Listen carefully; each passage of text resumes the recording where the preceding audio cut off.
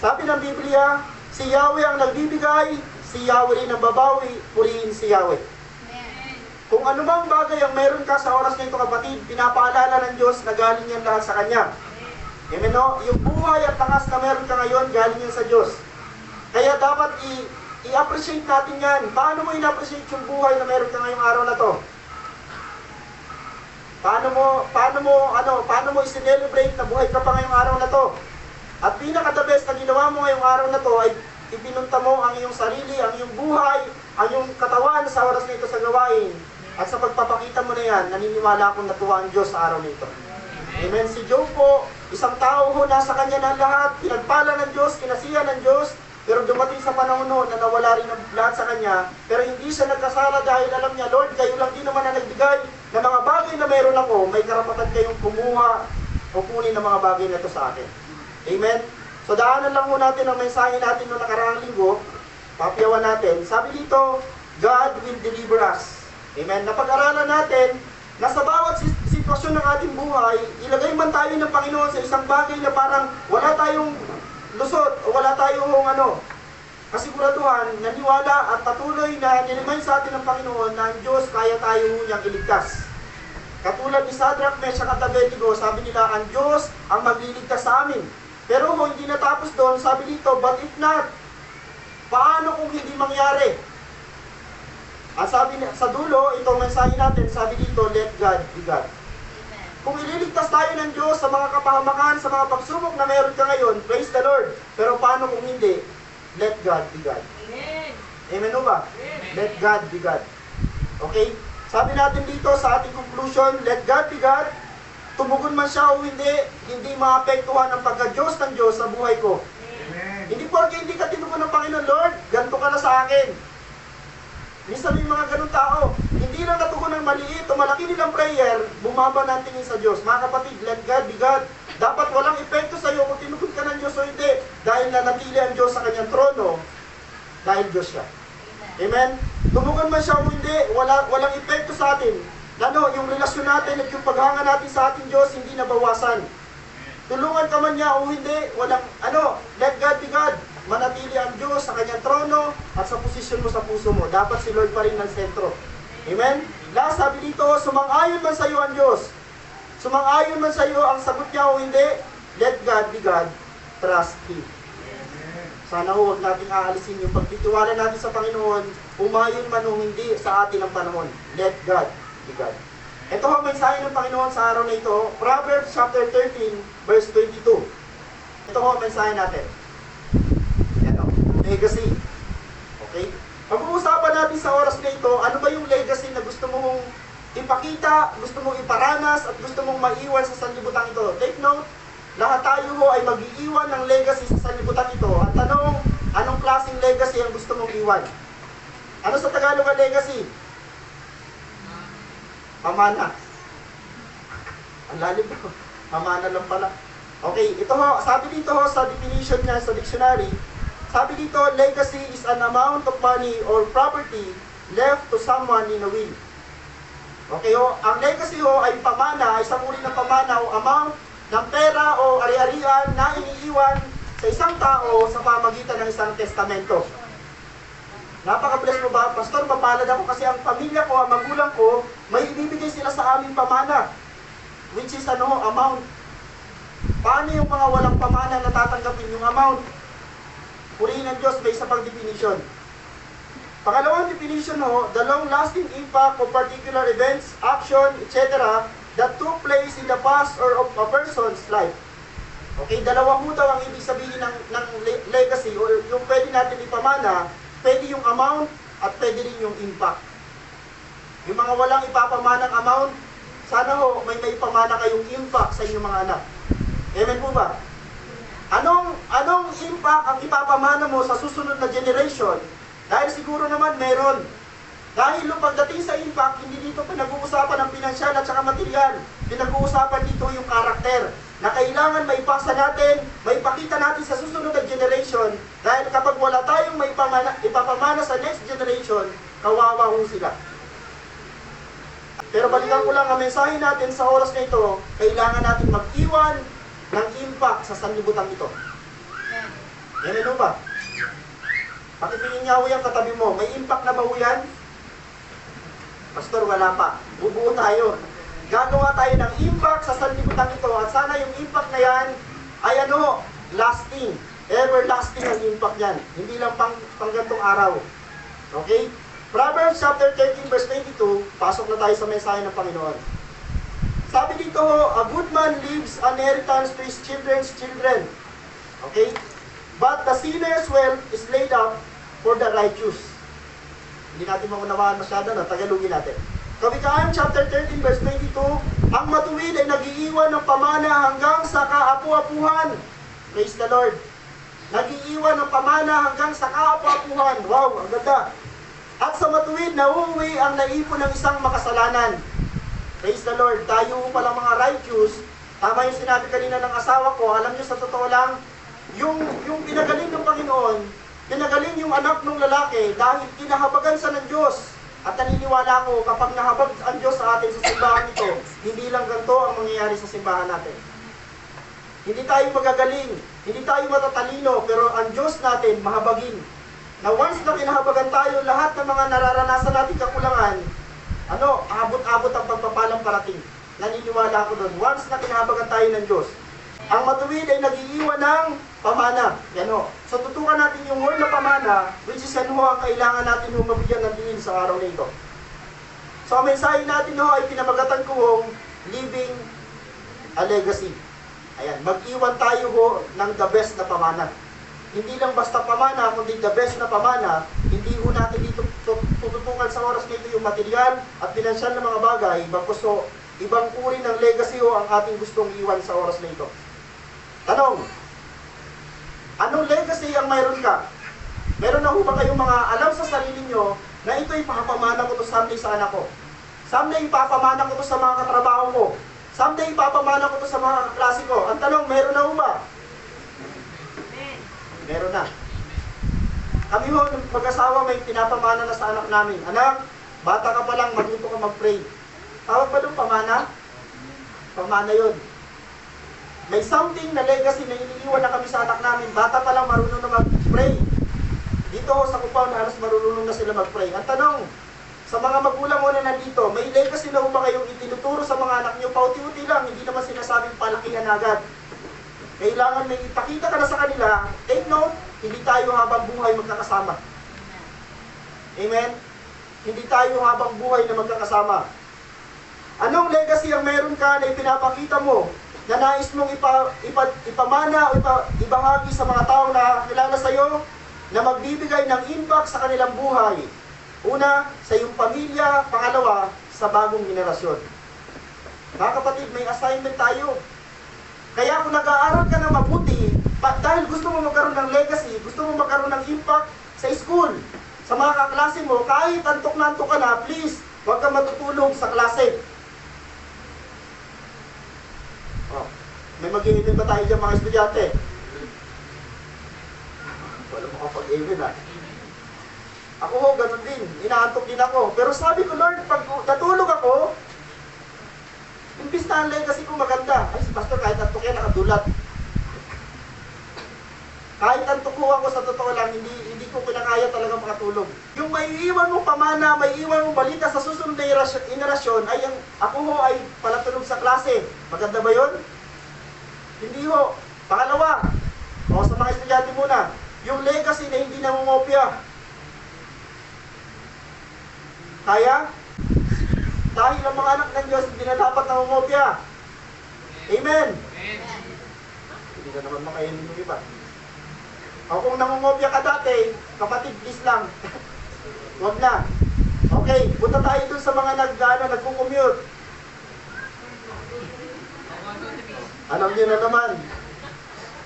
Ano bang impact ang meron ka? Dala-dala mo. Papasok ka sa school, may impact ang dala-dala. Dahil iniisip mo, Lord, ano ba kasi ang maiwan ko sa school na ito? Na pag-graduate ko, someday pag-graduate ko, may legacy ako ditong papamana, may papakita at mapag-uusapan. Mga kapatid, sana may legacy kang may iwan. Amen? At ang legacy na yon ay isang legacy ho na may pararangalan ang pangalan ni Jesus. Mapararangalan ang pangalan ni Jesus. Sa pamilya natin, mga kapatid, sa henerasyon, sana ho mayroon tayong maiwan na the best na legacy na magpupos sa kanila ng impact. Amen o? Kahit pagod ka kapatid, kung gusto mo magkaroon ng impact, sumama ka sa isang gawain na alam mo, magdudulot ito ng matinding impact sa iba. Okay. Marcos chapter 8 verse 36 to 37. Okay, pag-aralan natin muna to. Ito yung mensahe ni Marcos. Sabi dito, ano ba ang mapapala ng isang tao kung mapasa kanya man ang lahat ng bagay sa mundo? Mga kapatid, kahit magkaroon ka ng lahat ng bagay sa mundo, kung hindi ka naman marunong mag-share sa iba, kung hindi ka naman marunong marunong ipagamit yung pagpapala mo sa iba, mga kapatid, nonsense yun, wala akong impact yun. May babayad pa siya para mabawi niya ang kanyang buhay. Okay? So dalawang bagay ho dyan ang makikita natin, naka-highlights naman ho, ano ba ang mapapala ng tao? Sa tingin nyo ho, ang taong pinagpala o yung taong mayroon ng lahat ng bagay, pero wala siyang ginagawa sa iba, may impact ho ba siya? Parang ganito lang eh, may ilaw kang dala, tapos yung ilaw mo, kinukubli mo. Then yung ilaw mo, walang impact. Tama?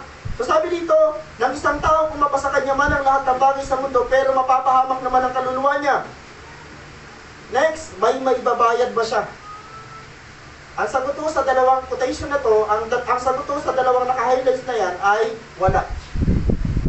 Parehong wala siyang mapapala. Una, wala siyang mapapala. Pangalawa, wala siyang maibabayad. Kahit mayroon siya ng lahat ng bagay, bakit to? Wala siyang naging impact. Okay, tuloy natin no.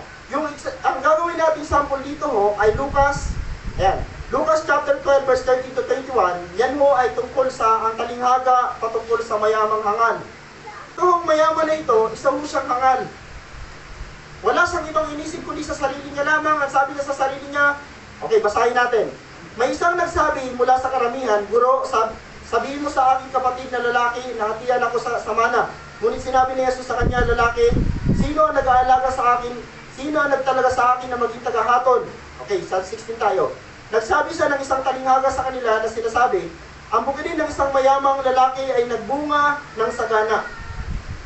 Nag-isip siya sa kanilang sarili, sinabi niya, ano ang aking gagawin? Wala akong pag-iimbakan ng aking ani. Sinabi niya ng ganito, gigibain ko ang aking kamalig at magtatayo ng higit na malaki. Doon ko iimbak ang lahat ng aking ani at ang aking mga mabuting bagay. Sasabihin ko sa aking kaluluwa, marami ng natipong pag-aari para sa mga darating na taon, magpahinga ka, kumain, uminom, at magsaya. Yan ho ang pananaw ng lalaking mayaman. Nung nakita niya ang kanyang sarili, nandito na lahat, maaaring ng mga panahon na hindi pa nandun sa kanyang lahat, maaaring tumatawag pa siya at tayo sa Panginoon. Pero nung natanggap niya na lahat, tingnan niyo ang sabi niya, puro nakadirect sa sarili niya. Mga kapatid, darating ang time, pag tinugon tayo ng Panginoon na punuin ang lahat ng mga pagkukulang o kakulangan natin, take note, huwag mong kalilimutan ng Diyos. Amen. Dahil ang sinabi ng Panginoon kay Job, siya ang nagbibigay at siya rin ang kukuha. Ngunit sinabi ng Diyos sa kanya, hangal, sa gabi ito ay babawiin sa iyo ang iyong kaluluwa at kanino kaya mapupunta ang mga bagay na inihanda mo. Diyos ang nagsasalita dito. Yung tao na nakasettle na lang sa bagay na puro sa kanyang sarili, wala siyang ibang iniisip kundi, wala siyang iniisip na legacy, wala siyang iniisip ng impact para sa ibang tao, puro sarili na lang, then kinausap sa ng Panginoon at sabi ng Panginoon, sa gabing ito ay kukunin o babawiin sa iyo ang iyong kaluluwa. At kanino kaya mapupunta ang mga bagay na inihanda mo? Ganito ang mangyayari sa kanya na nag-iimpok ng kayamanan para sa kanilang sarili, hindi siya mayaman sa harap ng Diyos. Mga kapatid, may mayayaman po na hindi mayaman sa harapan ng Diyos. Yung mga mayayaman na walang impact, yung mga mayayaman na walang ginawa o walang legacy na may iwan sa next generation, yung mayayaman na walang ipapakitang patotoo doon sa mga tao mo na nangailangan ng kanilang tulong. Okay, tuloy natin. Ito yung sinasabi ko sa inyo na taong walang impact, walang legacy na naiwan. Ngayon, puntahan natin ang pinaka-the best na mayroong legacy na iniwan sa atin, walang iba kundi yung legacy ng ating Panginoon. John chapter 13, verse 13, ito ho ang mensahe ng Panginoon, tutukan natin to. Okay? Verse 13, you call me teacher and Lord, and you are right, for so I am. Sabi ni Jesus Christ, ang senaryo ho dito at the time, hinuhugasan ng Panginoong Jesus ang kanilang mga paa. Naalala niyo yung senaryo? Nagulat ang mga disipulo. Alam nyo, sa totoo lang, yung kultura o tradisyon ng mga Israelita, kung sino ho ang pinaka-aba. Ano yung word na aba? Yung pinaka-mababa, kung may pupunta ho sa bahay o kung may pupunta sa isang grupo, yung pinaka-aba ang maghuhugas ng paa ng lahat ng bisita. Nagulat sila ngayon, may hawak si Jesus Christ na towel, kumuha sa ng isang planggana. Then nagulat sila, si Jesus Christ nagubad ng yung kanyang pangunahang damit, nagubad siya. Si Jesus Christ at that time, siya yung naghugas at naghuhugas ng paa ng mga disipulo. Nagulat sila dahil sabi nila, Panginoon, bakit mo gagawin yan? At alam naman natin may nag-resist na isang disipulo at ang sabi niya, Panginoon, hindi ako magpapahugas ng paa. Sino yun? Si Pedro. Okay? You call me teacher and Lord, and you are right, for so I am.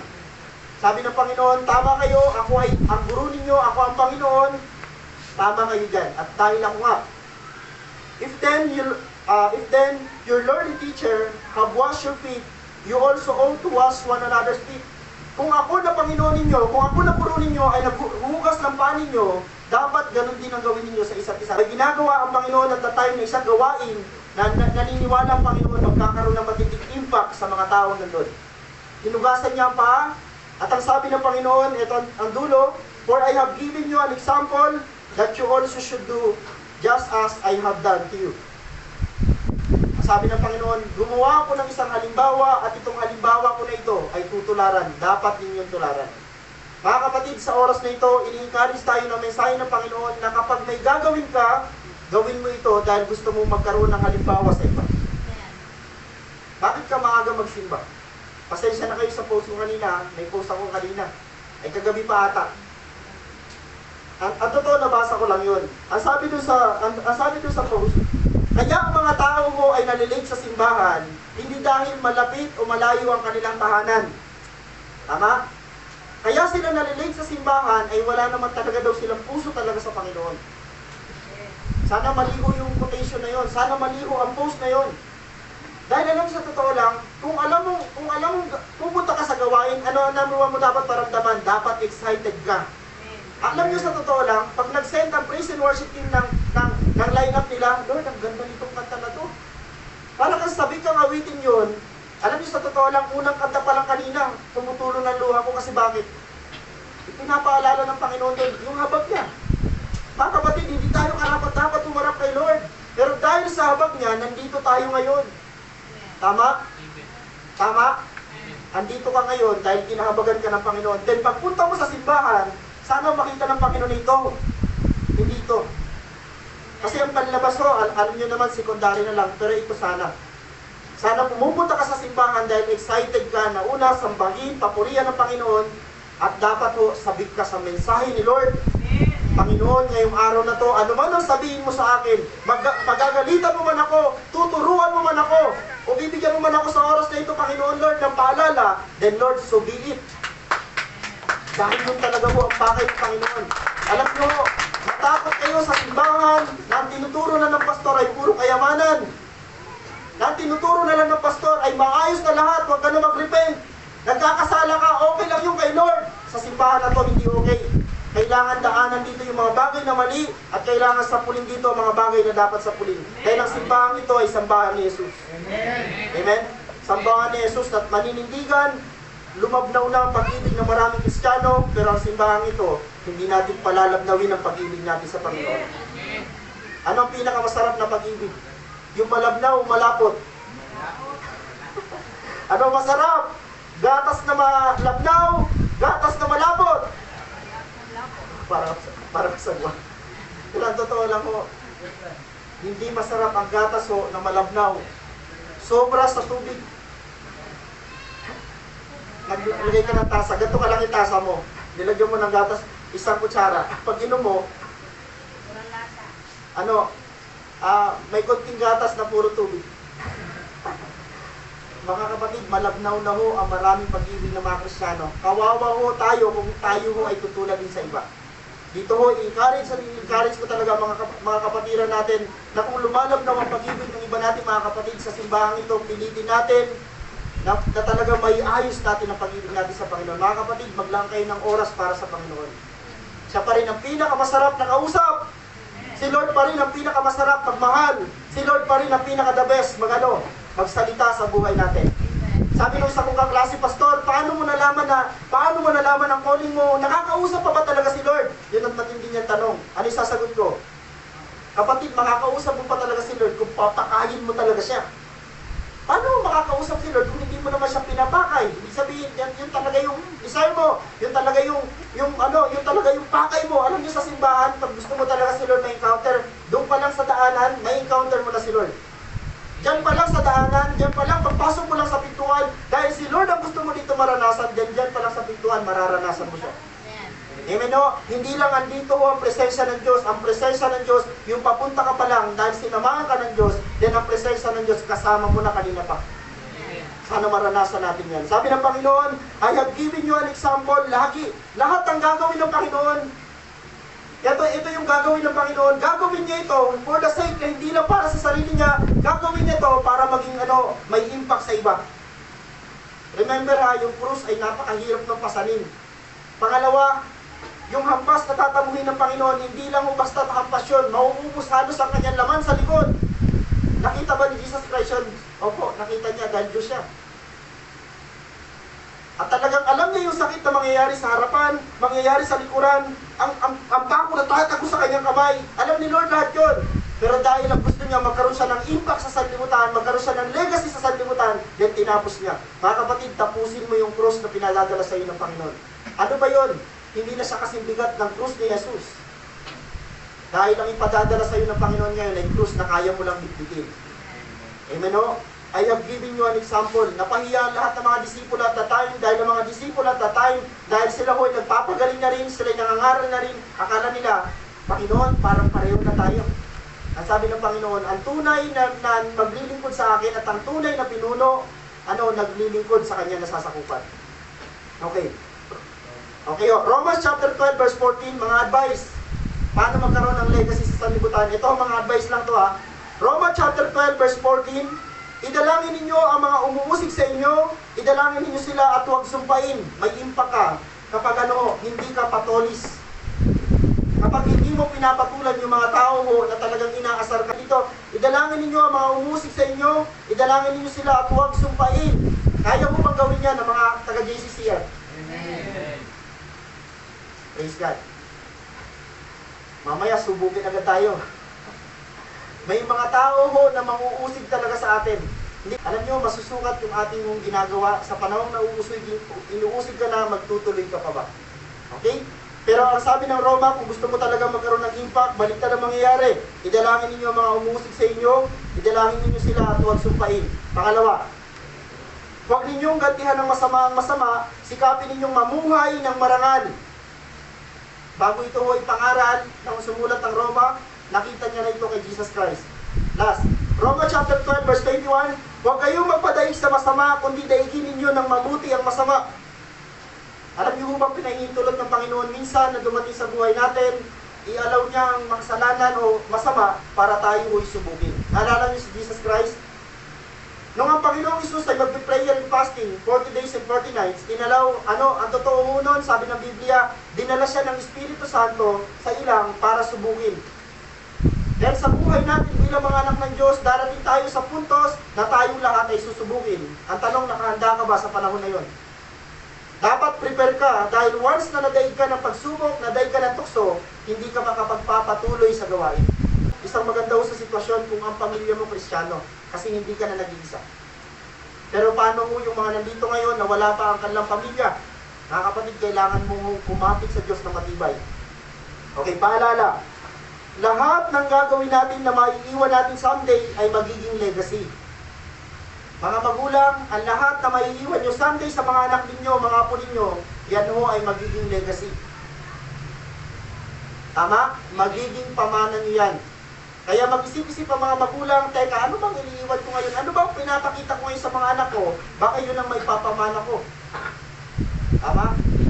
Kung halimbawa ho ang isang magulang ay palasigaw, may possibility kaya ho na kanyang magiging ang generation na kasunod niya o yung pamilya niya, cycle ng pamilya niya, palasigaw na rin? Possible. Tama? Kung palamura, palamura rin yun. Pero ang ganda sana tingnan kung ang legacy na may iwan ng isang mga magulang ay yung grabe at hindi ng pananampalataya sa Diyos. Din yung generation na yon, magkakaroon yun ng impact sa susunod na generation, especially sa generation nila. Okay, karugtong.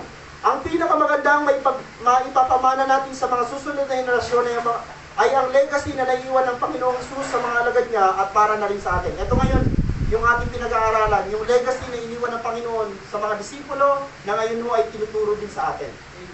Okay, tandaan, sabi dito ho, belief in Jesus Christ is the legacy that lasts unknown. Okay, hindi ko alam kung sino nagsabi niyan, pero nakita ko yan. Ang ganda yan, sabi dito, ang pananampalataya sa Panginoong Hesus ay isang pamana na nagtatagal. Hindi lang basta yan tumatagal, at hindi ng impact na mangyayari yan. Sa lahat ng mga taong may paniniwala, pananampalataya sa Panginoon, may impact po yan.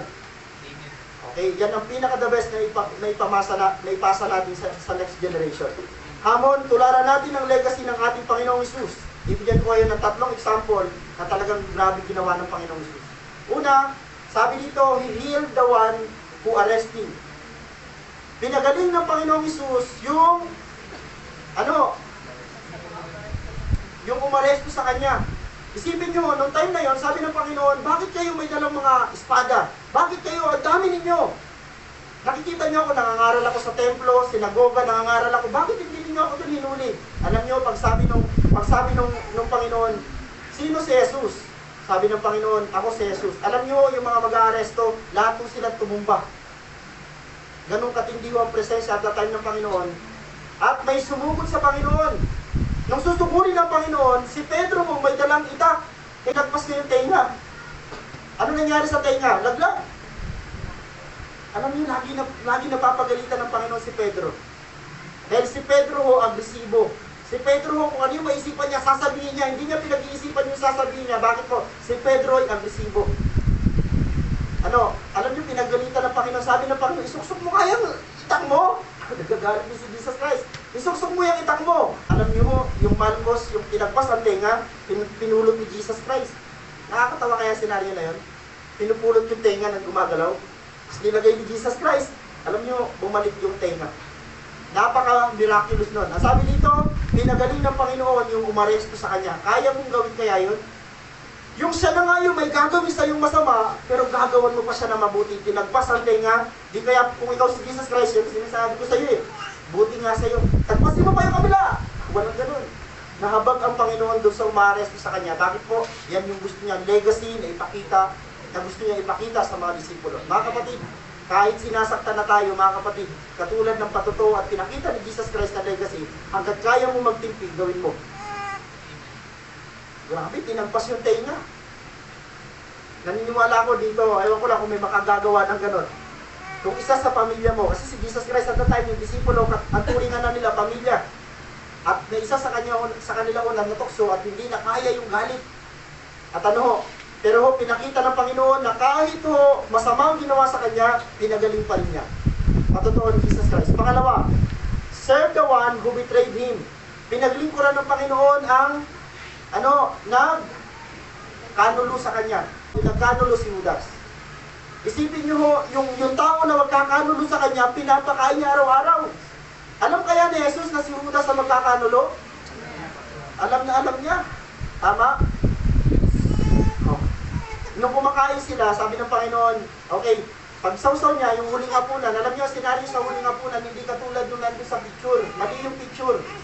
Sino dito may last supper na picture? Mali yun. Kasi sa totoo lang, ang laki nila, 12 sila, tama? Nandun sila, sa panahon natin ngayon, kung itutumbas yung upper room, yan ay 5-star hotel, sabi ng ibang mga scholar. Kung itutumbas, ibig sabihin, yung disipulo ng Panginoon, talagang pinestuhan niya na napakaganda at malaking room para sa final event. Magkakaroon sila ng last supper at ang tinapay nila doon, hindi maliliit, malalaki kasi hapunan. Yung ginagawa natin dito na ostya, napakaliit, tama? Hindi hapunan yun. Anong tawag doon? Hindi nga rin merienda. So sabi ng Panginoon, habang hinahati-hati niya tinapay, sabi niya sa 12, may isa sa inyo magkakanulo sa akin. Nagbulong-bulungan ng mga disipulo, sabi ng isa, Panginoon, ako po ba? Dahil lahat nagbulungan, nasabi ng Panginoon, yung huli kong bibigyan ng tinapay, ang siyang magkakanulo sa akin. Sa tingin nyo, Nung inabot kay Judas, ano sabi ng mga disipulo? Wala kayong narinig. Walang nabasa. Dahil si Jesus lang ang nakakaalam kung sino talaga maghuhudas sa Panginoon. Dahil kung alam ni Pedro, tagpas na naman ang tenga ni Judas. Ikaw pala yun. Ikaw, ang sama ng ugali. Kaya hindi pinaalam ng Panginoon kasi alam niya, si Pedro, baka patayin na agad. Pag pinatay ni Pedro si Judas at tatay, wala na maghuhudas. Tama? Nagigets nyo? Kailangan mapulfill ang prophecy. Sabi ng Panginoon, okay, yung last, nabibigyan ko ng tinapay, ang siyang magkakanulo sa akin. Sabi ko, paano kaya nilabot yun? Kasi yun naman sinabi. Mas tinabot niya kay Judas. Pero alam niyo, walang nakapansin. Purihin ng Panginoon, walang nakapansin. Dahil kung may nakapansin, ano ang gagawin kay Judas? Sigurado, itatali nila yun. Para hindi na makalabas. Pero at that time, sinabihan na si Judas ni Satanas. Pag-alis ni Judas, kinausap niya yung high priest. Binigyan siya ng 30 na silver. At pagbalik ni Judas, sinalikan niya si Jesus. Okay o? Okay, pero yung tao mo nagtaksil sa kanya, nagkanulo sa kanya, pinaglingkuran niya. Ganong katindi mga kapatid. Sa buhay natin, inalaw ng Diyos na hindi natin kilala ang mga maghuhuda sa atin, yung mga taong plastic sa atin, hindi inalaw ng Diyos na makilala natin. Para wala tayong pipiliin paglingkuran. Amen po ba tayo dyan? Amen. Mga kapatid, nagtutulungan tayo dito dahil wala namang perfectong kapatiran. Pero nagtutulungan tayo na sa awa at habag ng Diyos, maging kawangis tayo ni Jesus. Last, love the world who crucified Him. Itong pinaka nakakaiyak. Alam ng Panginoong Jesus na yung lahat ng mga taong pinagaling niya, yung lahat ng mga taong na naglagay ng mga palma, naglagay ng mga sa dadaanan ng Panginoon, naglagay ng mga, tawag dito, yung mga balabal, naglagay ho ng mga sanga ng mga dahon, alam ng Panginoon na yung sumisigaw sa Kanya na, Hosanna, Hallelujah, yung lahat ng mga tao din yun, someday ang sisigaw, ipako sa krus. Pero alam niyo ho, kahit alam ng Panginoong Jesus, hindi niya pinili. Hindi siya nagkait ng pag-ibig sa sanlibutan. Kaya nga sabi ng Biblia, for God so loved the world, mahal ng Diyos ang sanlibutan. Kahit maraming tao sa sanlibutan, hindi siya mahal. Take note, dati din tayo mga tao na walang pag-ibig sa Diyos. Pero dahil kinahabangan tayo ng Diyos, inibig tayo ng Diyos, in-appreciate natin ang pag-ibig ng Diyos sa atin, heto tayo ngayon, marunong na tayong magbalik loob sa Diyos. Amen? Love the world who crucified Him. Pinakamasakit na senaryo, yung mga taong minahal mo, ay sila pa yung taong magkakanulo, ipapapatay ka sa krus. Pero take note, hindi inisip ni Jesus Christ yun. Bakit po? Lumitaw pa rin sa Kanya yung Kanyang attribute ng pagiging mapagmahal. And sino si Jesus? Sana ganito ang ating word. That's my Jesus. Ito ang Jesus na mayroon ako. Ito ang Jesus na mayroon ako. Ito ang Jesus na nagbigay sa akin ng legacy at ito yung tutularan ko na ipapasa ko sa next generation na yung mga tao mananakit sa akin, papagalingin ko, tutulungan ko yung mga tao magtatraitor sa akin, paglilipuran ko yung mga tao mananakit sa akin, mamahalin ko. Dapat ganun ang legacy na maiiwan natin dahil yun ang legacy na iniwan ni Jesus sa atin. Mga kapatid, wag naman sana maging malabnaw na Kristiyano tayo ngayon. Na 40 o masaling lang tayo, lalabanan natin. Mga kapatid, hindi ko ganun. Ang Kristiyano, tinuro ng Panginoon ang pagpaparaya. Kaya ba natin magparaya pa rin sa panahon natin ngayon? Amen. Grabe yun. Yung pagpaparaya, yung inablot ang balabal mo, sabi ng Biblia, ibigay mo pa yung isa. Yung pinapasan sa'yo ng 1 kilometro, yung kanyang pasanin, tapos sabi ng Panginoon, sa pagpaparaya, doble mo pa. Pag sinampal ka sa kabila, ipasampal mo pa raw yung kanan. Pag sinampal ka sa kanan, ipasampal mo pa ang kaliwa, kaya? Ang tawag doon pagpaparaya, ibig sabihin, sa panahon na sasaktan ka, kapatid, ang pakiusap ng Panginoon, huwag mong patulan. Ipakita mo pa rin ang Espiritu. Alam nyo kung paano maging better person, kailangan makita sa iyo ang siyam na bunga ng Espiritu. Ano ang pinakauna? Pag-ibig. Ano ang pinakadulo? Pagpipigil sa sarili. Okay? Dito ko tayo magtatapos. John chapter 16 verse 33, ito ang pinakauling verse natin. Okay, sinasabi ko ito sa inyo upang kayo magkaroon ng kapayapaan sa pakikipag-isa sa akin. Mayroon kayong kabigatian dito sa sanlibutan. Take note ha, mayroong kabigatian. Hindi sinabi ng Panginoong Hesus walang kabigatian, meron. Kahit gaano kaganda ang buhay, kahit gaano kalakas ang katawan mo, kalusog ang katawan mo, darating ka sa point na mapipigati ka, malulungkot ka. Mayroon kayong kapigatian dito sa sanlibutan, Ngunit laksan ninyo ang inyong loob na pagtagumpayan ko na ang sanlibutan. Si Jesus ang nagsasalita. Si Jesus Christ na overcome niya ang sanlibutan. Mga kapatid, kung nakaya ni Jesus na pagtagumpayan ang sanlibutan bilang mga anak at bilang mga mananampalataya ni Jesus at lingkod ni Jesus, kaya din natin mapagtagumpayan ang sanlibutan. Amen. At yan ho ang mensahe ng Panginoon sa araw na to. Living a legacy. Palapakan natin si Lord na malakas. Hallelujah.